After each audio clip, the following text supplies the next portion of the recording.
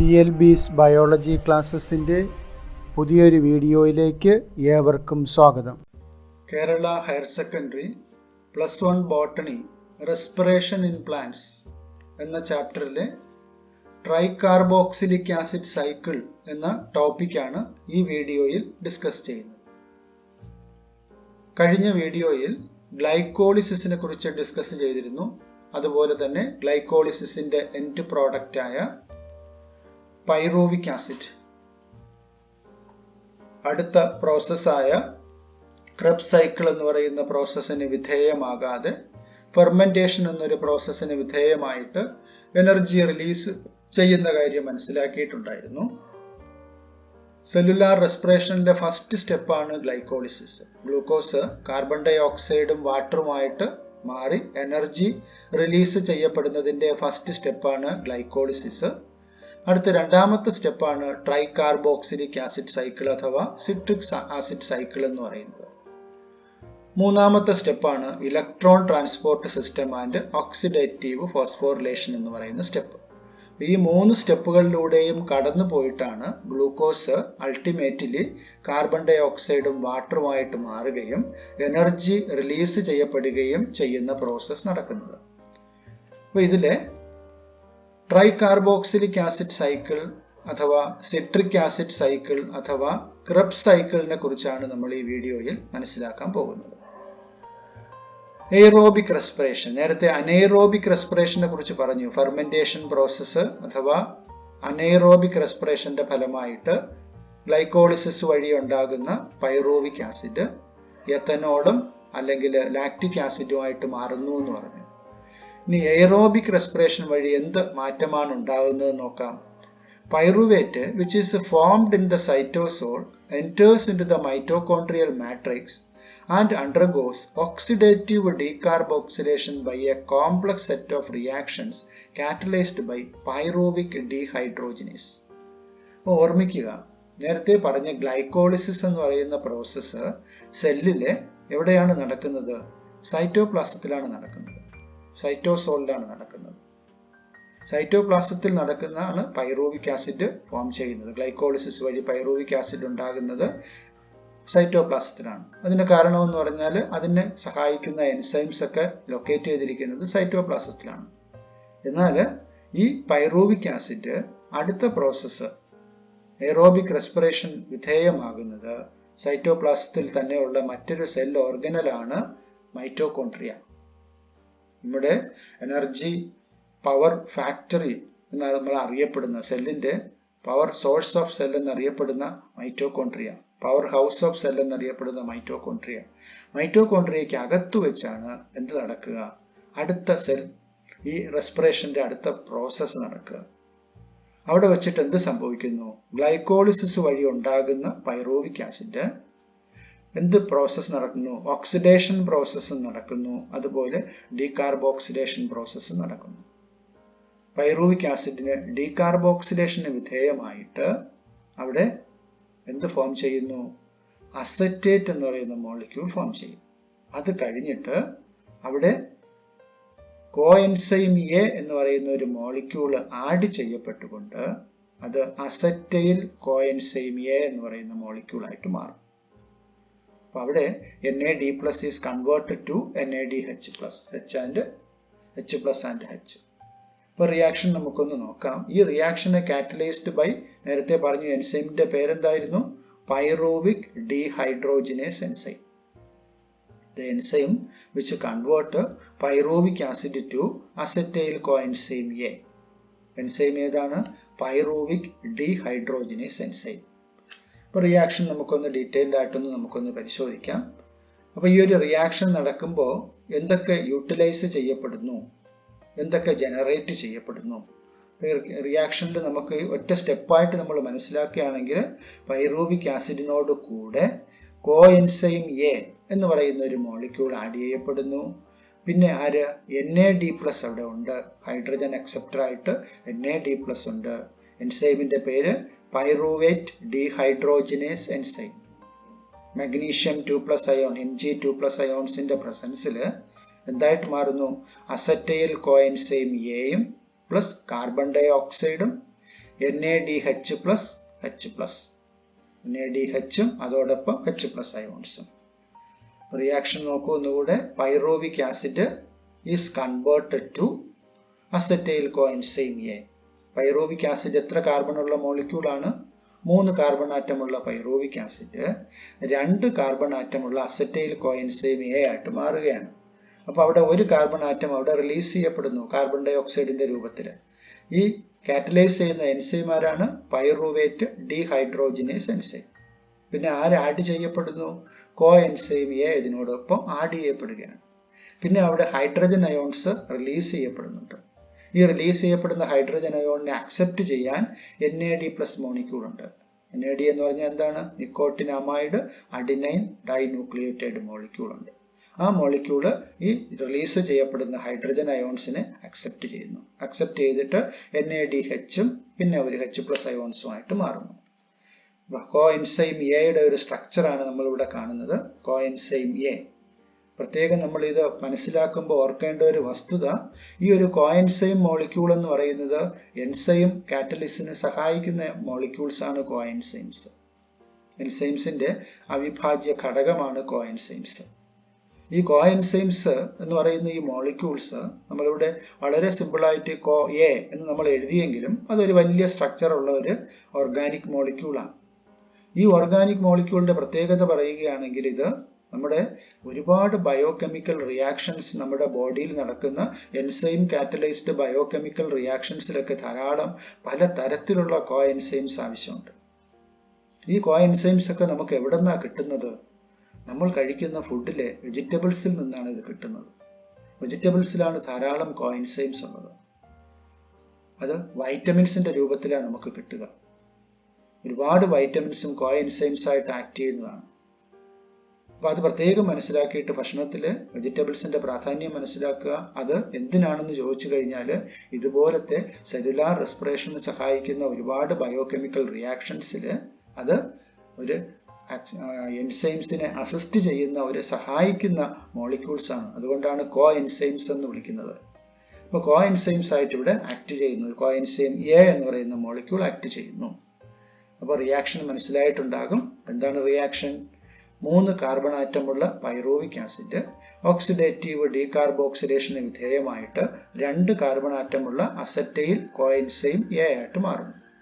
അപ്പോൾ ഈ റിയാക്ഷനിൽ ഒരു കാർബൺ ഡൈ ഓക്സൈഡ് റിലീസ് ചെയ്യപ്പെടുന്നുണ്ട്. അതുകൊണ്ടാണ് അവിടെ ഡീകാർബോക്സിലേഷൻ റിയാക്ഷൻ എന്ന് വിളിക്കുന്നത്. അങ്ങനെയാണ് ഇത് 2 കാർബൺ ആറ്റമുള്ള മോളിക്യൂളായിട്ട് മാറുന്നത്. അപ്പോൾ ഈ അസറ്റൈൽ കോഎൻസൈം എ എന്ന് പറയുന്ന മോളിക്യൂൾ എങ്ങനെ ജനറേറ്റ് ചെയ്യപ്പെടുന്നു? ഈ പൈറോവിക് ആസിഡ് എന്ത് ചെയ്യുന്നു? അടുത്ത് പൈറുവേറ്റ് ഡീഹൈഡ്രോജിനേസ് എൻസൈമിന്റെ പ്രസൻസിൽ കോ എൻസൈമുമായിട്ട് ആഡ് ചെയ്യപ്പെടുകയാണ്.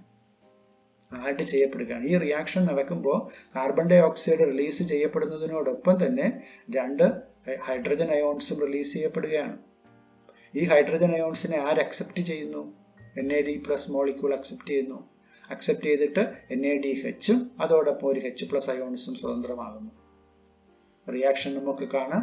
Pyruvate is converted into acetyl coenzyme A. ഇവിടെ കോഎൻസൈം ആഡ് ചെയ്യപ്പെടുന്നു. പൈറുവേറ്റിന്റെ കൂടെ കോഎൻസൈം ആഡ് ചെയ്യപ്പെടുന്നു. NAD പ്ലസ് മോളിക്യൂള് NADHും H പ്ലസ് അയോൺസുമായിട്ട് മാറുന്നു. ഇതാണ് ഫസ്റ്റ് നടക്കുന്ന റിയാക്ഷൻ. അപ്പൊ ഈ റിയാക്ഷന്റെ ഫലമായിട്ടാണ് ആരുണ്ടാകുന്നത്? കോഎൻസൈം എ ഉണ്ടാകുന്നത്. അപ്പൊ ഇങ്ങനെ ഉണ്ടാകുന്ന കോഎൻസൈം എ എന്തിന് വിധേയമാകുന്നു? ഈ കോഎൻസൈം എ ഈ ഒരു സിട്രിക് ആസിഡ് സൈക്കിൾ, ഒരു സൈക്ലിക് റിയാക്ഷൻസ് നമുക്കിവിടെ കാണാം.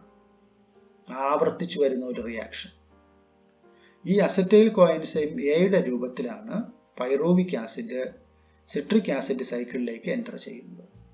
ഓർക്കുക, പൈറോവിക് ആസിഡ് എന്തായിട്ട് മാറും? അസറ്റൈൽ കോഎൻസൈം എ ആയിട്ട് മാറും. ഓക്സിഡേറ്റീവ് ഡീകാർബോക്സിലേഷൻ റിയാക്ഷൻ നടന്നിട്ട് പൈറുവേറ്റിനോടുകൂടെ കോഎൻസൈം എ ആഡ് ചെയ്യപ്പെട്ടുകൊണ്ട് അത് 2 കാർബൺ ആറ്റമുള്ള അസറ്റൈൽ കോഎൻസൈം എ ആയിട്ട് മാറും. ഗ്ലൈക്കോളിസിസ് വഴി ഉണ്ടാകുന്ന പൈറുവേറ്റ് സിട്രിക് ആസിഡിൽ കടക്കുന്നത് ഏത് മോളിക്യൂളിന്റെ രൂപത്തിലാണ്? അസറ്റൈൽ കോഎൻസൈം എ എന്ന് പറയുന്ന മോളിക്യൂളിന്റെ രൂപത്തിലാണ് കടക്കുന്നത്. അപ്പൊ ഇവിടെ കടന്നിട്ട് അവിടെ എന്താ സംഭവിക്കാന്ന് നോക്കി കഴിഞ്ഞാൽ ഇതൊരു ഫസ്റ്റ് ഉണ്ടാകുന്ന പ്രോഡക്റ്റ്. ഇവിടെ acetyl coenzyme A oxaloacetic ആസിഡുമായിട്ട് കമ്പൈൻ ചെയ്തിട്ട് സിട്രിക് ആസിഡ് എന്നുള്ള മോളിക്യൂളാണ് ഉണ്ടാകുന്നത്. അപ്പൊ ഈ ഒരു സൈക്കിളിൽ ഫസ്റ്റ് പ്രൊഡ്യൂസ് ചെയ്യുന്ന മോളിക്യൂള് ഒരു സിട്രിക് ആസിഡ് മോളിക്യൂൾ ആയതുകൊണ്ട് ഇതിനെ എന്ത് പേരിലും വിളിക്കും? സിട്രിക് ആസിഡ് സൈക്കിൾ എന്ന് വിളിക്കാം. സിട്രിക് ആസിഡ് സൈക്കിൾ എന്ന് വിളിക്കും. ഇത് try carboxylic acid സൈക്കിളുമാണ്. 3 carboxyl ഗ്രൂപ്പുള്ള മോളിക്യൂളുമാണ്.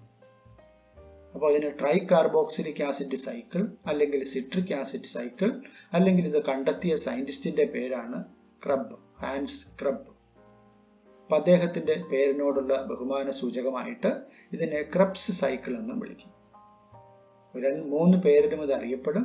Try carboxylic acid cycle, citric acid cycle or Krebs cycle. ഇതിൽ നടക്കുന്ന പ്രധാനപ്പെട്ട റിയാക്ഷൻസിലേക്ക് നോക്കാം. ഫസ്റ്റിൽ എന്താ നടക്കുക? ഈ പറയുന്ന oxalo acetic acid, oxalo acetic acid ആണ് ആരുമായിട്ട് കമ്പൈൻ ചെയ്യുന്നതെന്ന് പറഞ്ഞു? അസറ്റൈൽ കോഎൻസൈം എയുമായിട്ട് കമ്പൈൻ ചെയ്യുന്നതെന്ന് പറഞ്ഞു. അത് കമ്പൈൻ ചെയ്തിട്ട് എന്ത് പ്രോഡക്റ്റ് ഉണ്ടാവും? സിട്രിക് ആസിഡ് ഉണ്ടാകും. സിട്രിക് ആസിഡ് ഉണ്ടാകും. ഇതൊരു ട്രൈ കാർബോക്സിൽ 3 കാർബോക്സിൽ ഗ്രൂപ്പ് ഉണ്ട്. അതുകൊണ്ടാണ് ഇതിനെ ട്രൈ കാർബോക്സിലിക് ആസിഡ് സൈക്കിൾ എന്ന് വിളിക്കുന്നത്. ഇവിടെ നമുക്ക് കാണാം ഓക്സാലോ അസറ്റേറ്റ് മോളിക്യൂളിന്റെ സ്ട്രക്ചർ ഇതാണ്. അത് acetyl coenzyme A, oxaloacetic acid എന്ന് പറയുന്നത് ഒരു 4 കാർബൺ ആറ്റമുള്ള മോളിക്യൂളാണ്. കാണാൻ നമുക്ക് ഇവിടെ സ്ട്രക്ചറൽ ഫോർമുലയിൽ ഒരു 4 കാർബൺ ആറ്റമുള്ള മോളിക്യൂളാണ്. അത് അസറ്റൈൽ കോഎ എന്ന് പറയുന്ന ഒരു 2 കാർബൺ ആറ്റമുള്ള മോളിക്യൂളാണ്. ഇവിടെ കോഎൻസൈം എയുടെ കാർബൺ നമ്മൾ പരിഗണിക്കുന്നില്ല. അപ്പൊ ഇവിടത്തെ ഈ 4 കാർബൺ ആറ്റവും ഇവിടത്തെ ഈ 2 കാർബൺ ആറ്റവും കൂടെ ചേർന്നിട്ട് 6 കാർബൺ ആറ്റമുള്ള സിട്രിക് ആസിഡ് മോളിക്യൂൾ ഇവിടെ ജനറേറ്റ് ചെയ്യപ്പെടുന്നു. എന്നിട്ട് ഇതിലേക്ക് നേരത്തെ ജോയിൻ ചെയ്യപ്പെട്ടിരുന്ന കോഎൻസൈം എ, അതെന്തായിട്ട് കോഎൻസൈം എ ഇവിടെ അവിടെ നിന്നും എന്ത് ചെയ്യുന്നു? റിലീസായിട്ട് പോകുന്നു, അവിടെ നിന്നും വിട്ടുപോകുന്നു. അപ്പൊ ഈ ഒരു റിയാക്ഷൻ കാറ്റലൈസ് ചെയ്യുന്ന എൻസൈംസിന്റെ പേര് നമുക്ക് ഓർമ്മിക്കേണ്ടതുണ്ട്. That is citrate synthase enzyme. അപ്പൊ വളരെ കുറച്ച് എൻസൈംസുകൾ മാത്രമേ നമുക്ക് ഈ സൈക്കിളിൽ പഠിക്കേണ്ടതായിട്ടുള്ളൂ. അപ്പൊ അതിലൊരു എൻസൈമാണ് സിട്രേറ്റ് സിന്തേസ് എൻസൈം. ഓർക്കുക, oxalo acetic acid combines with acetyl coenzyme A and citric acid is produced. അവിടെ വാട്ടർ മോളിക്യൂൾ ആഡ് ചെയ്യപ്പെടുന്നുണ്ടെന്നുള്ള വസ്തുതയും ഉണ്ട്. കോഎൻസൈം എ അവിടെ നിന്ന് എന്ത് ചെയ്യുന്നു? റിലീസ് ചെയ്യപ്പെടുന്നു. സൈക്കിൾ നമുക്ക് ഇവിടെ കാണാം.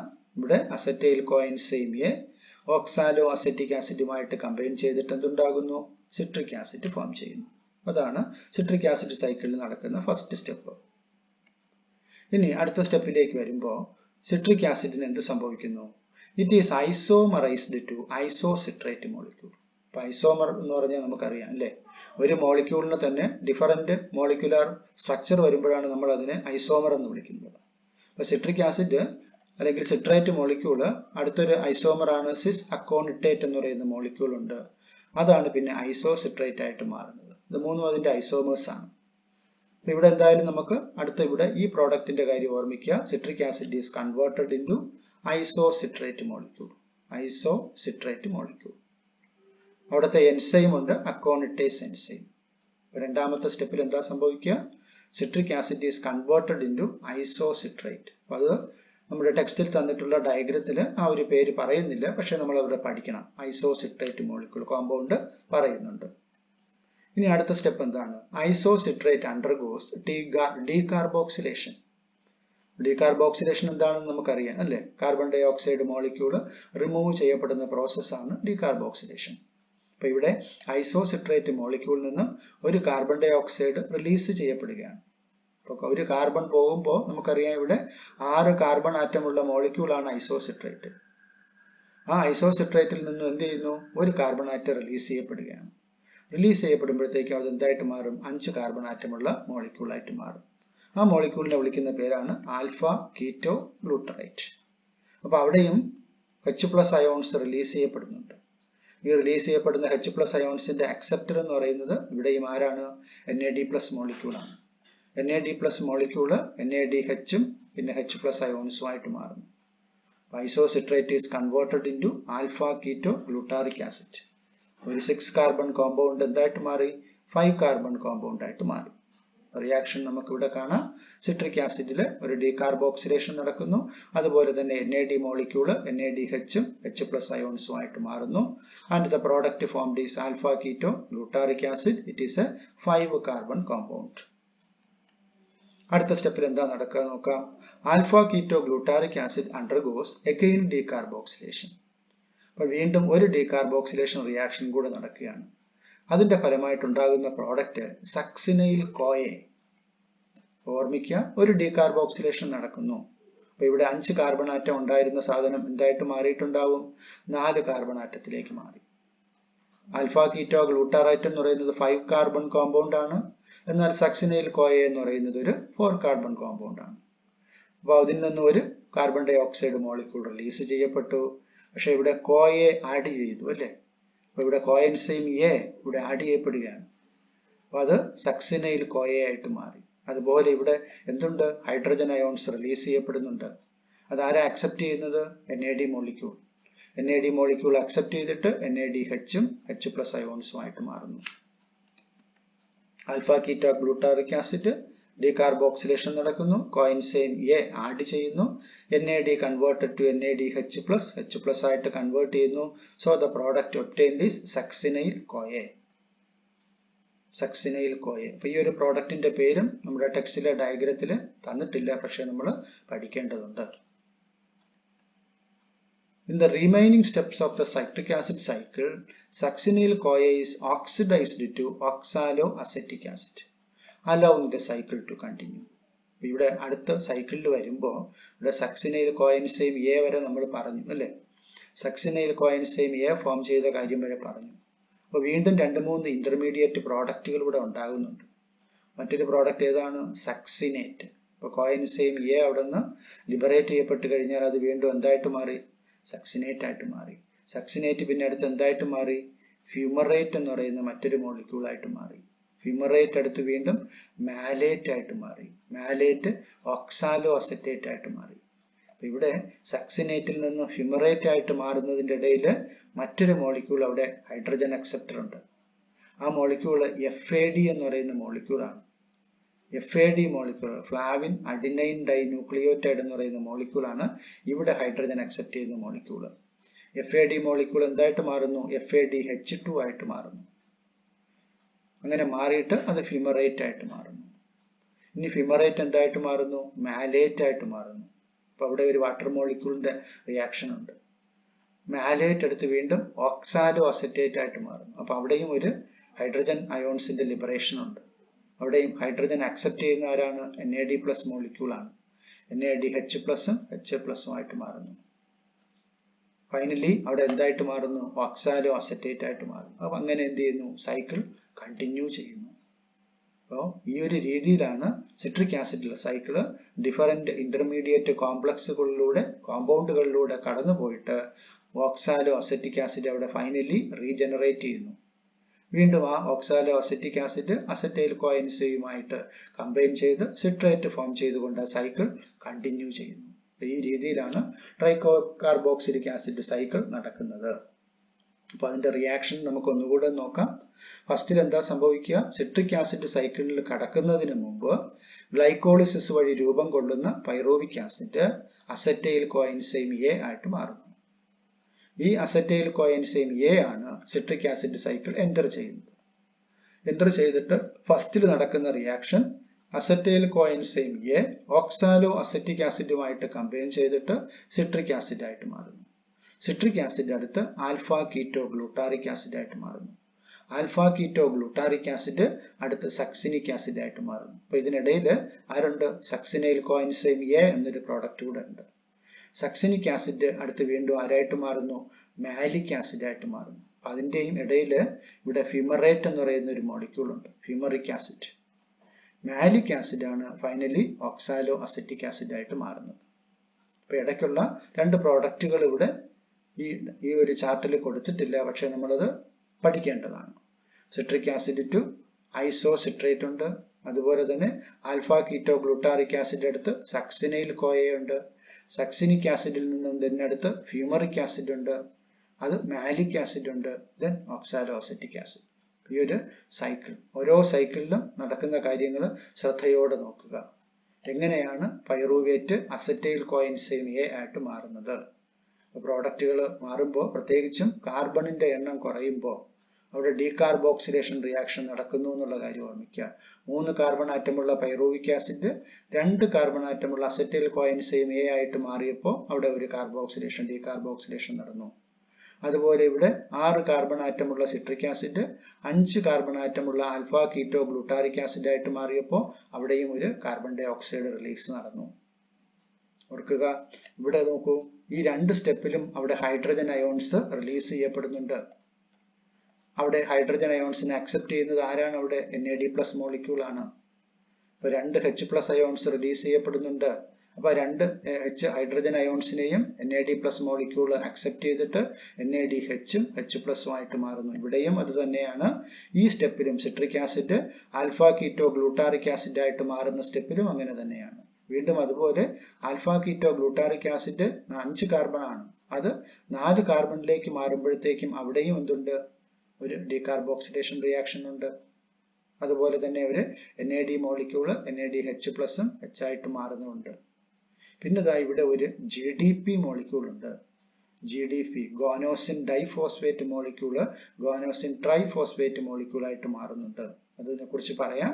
സക്സിനിക് ആസിഡ് മാലിക് ആസിഡ് ആയിട്ട് മാറുന്ന ഒരു പ്രോസസ് ഉണ്ട്.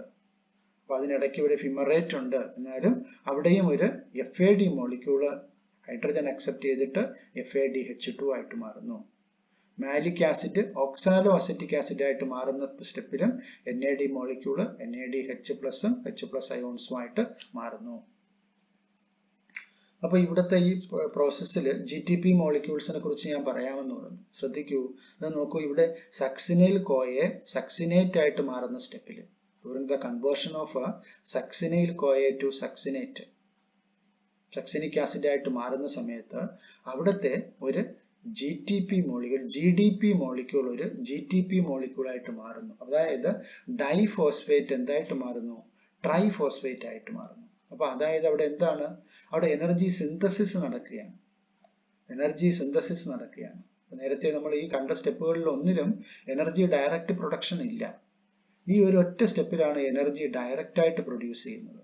സക്സിനൈൽ കോയ എന്തായിട്ട് മാറുമ്പോൾ, സക്സിനേറ്റ് ആയിട്ട് മാറുമ്പോൾ അവിടെ ഒരു ഫോസ്ഫേറ്റ് മോളിക്യൂൾ അവിടെ റിലീസ് ചെയ്യപ്പെടുന്നുണ്ട്.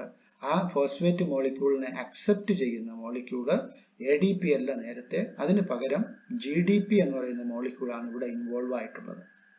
ഡൈഫോസ്ഫേറ്റ് ആണ്. സ്ട്രക്ചർ നമുക്ക് ഇവിടെ കാണാം.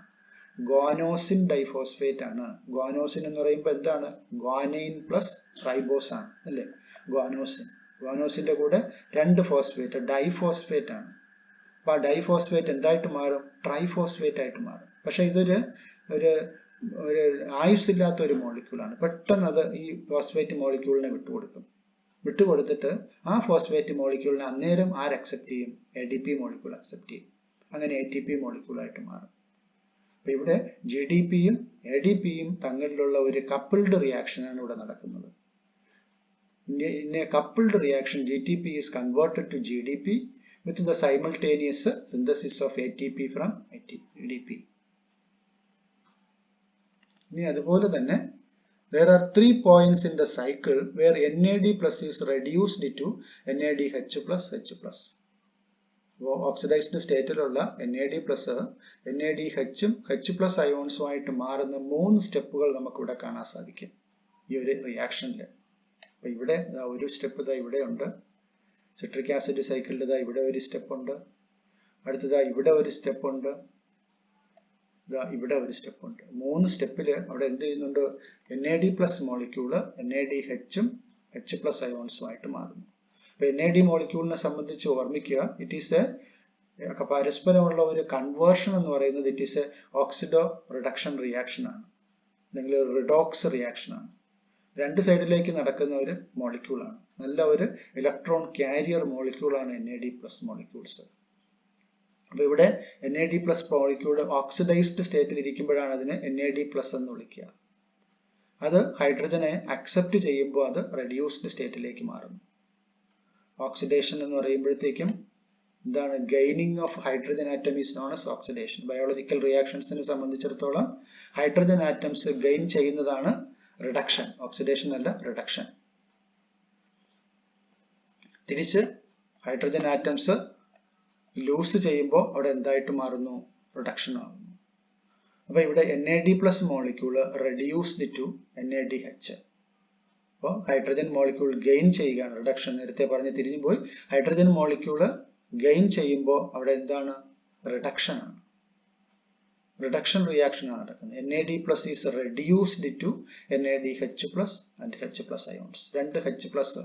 രണ്ട് ഹൈഡ്രജൻ ആറ്റംസിനെ അക്സെപ്റ്റ് ചെയ്യുകയാണ്. അക്സെപ്റ്റ് ചെയ്യുമ്പോൾ എന്തായിട്ട് മാറും? NADH H+ ആയിട്ട് മാറും. അതുപോലെ ഈ NADH അയോൺസ് എന്ത് ചെയ്യും? ഈ H+ അയോൺസ് തിരിച്ച് ഓക്സിഡേഷൻ സ്റ്റേറ്റിലേക്ക് വരുമ്പോൾ അവിടെ എന്താകും? NAD+ ആയിട്ട് മാറും. അപ്പൊ അങ്ങനെ 3 NAD മോളിക്യൂൾ ഇവിടെ ഇൻവോൾവ് ചെയ്യുന്നുണ്ട്. ഇവിടെ കാണാം citric acid alpha keto glutaric acid മാറിയ സ്റ്റെപ്പില്, ആൽഫ കീറ്റോ ഗ്ലൂട്ടാറിക് ആസിഡിന്റെ ഇടയിൽ ഇവിടെ ഒരു സ്റ്റെപ്പില്, അതുപോലെ തന്നെ ഇവിടെ malic acid oxalo acetic acid ആയ സ്റ്റെപ്പില്.